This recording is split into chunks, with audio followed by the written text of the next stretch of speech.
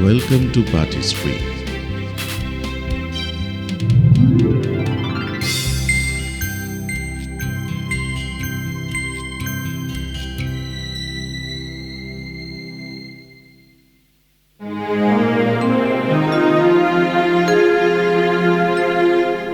Today we are going to discuss about the idea of history and Itihasa. We are going to deal with the idea of Itihasa in Indian context. The English word history comes from the Greek historia, which means inquiry or investigation. History is essentially a discipline that enquires into the experiences of people who lived in the past. Historians often classify the past by dividing it into different periods. Levels are convenient, but they should be meaningful and consistent, and it is necessary to be aware of their limitations. In the case of early Indian history, one can find insufficiency of sources. Scholars had analyzed this matter in various ways.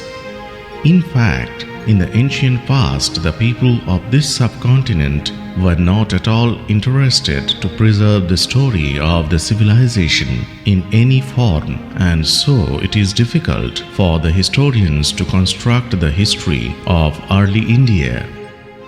Ancient literatures are not histories in any modern or Western sense, but are attempts to capture the past in particular forms and to use it to legitimize the claims of the present.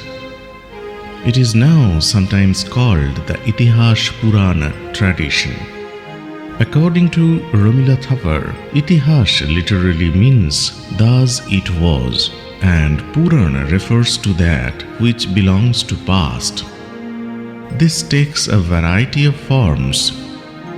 The Puranas are supposed to discuss 5 topics: the creation of the world or Sarga, recreation or Pratisarga, the periods of various Manus or Manvantaras, the genealogies of God and Rishis or Vangsha, and an account of royal dynasties or Vangshanucharita, including the Suryavamshi and Chandravamshi kings, whose origin is traced to the sun and the moon. The latter genealogies of kings of the Kali age have historical material. The account is given in the future tense in the form of prophecy. This is an interesting thing.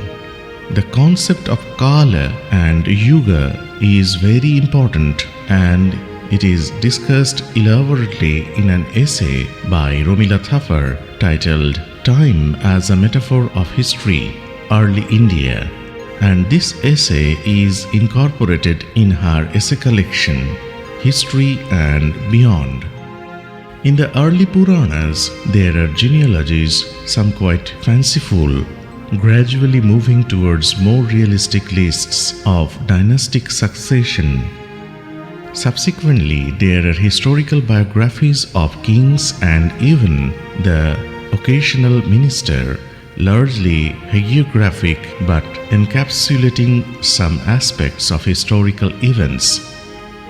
There are chronicles of regional histories, of which Kalhana's Rajatarangini is certainly a finest example.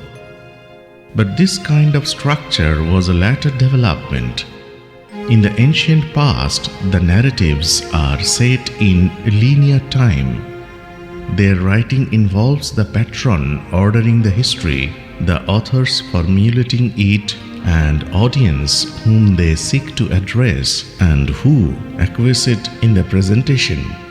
The forms are not disjointed, and they attempt to borrow from and adopt what was gone before.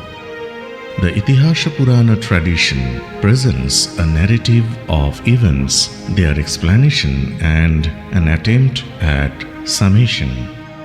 These are not acceptable to modern notions of analysis and arriving at historical generalizations.